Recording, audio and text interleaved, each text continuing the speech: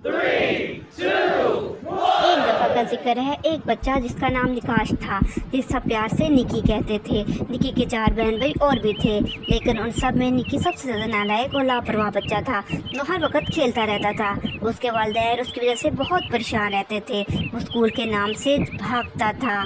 जब भी कोई पढ़ाई के बारे में बोलता तो वो वहाँ से भाग जाता। उसे अपने फ्यूचर की कोई फ़िक्र नहीं थी।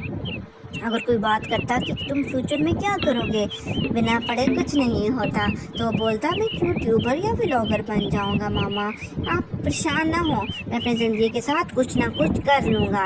उसके माँ बाप उसे समझाते कि यूट्यूबर या व्लॉगर भी या कोई ऑनलाइन काम करने के लिए भी पढ़ाई बहुत ज़रूरी है। किसी भी यूट्यूबर या व्लॉगर की ज़िंदगी उठाकर देख लो, वो अनपढ़ नहीं है, वो भी पढ़े लिखे हैं। कंटेंट को आगे लेके चलने के लिए पढ़ाई बहुत ज़रूरी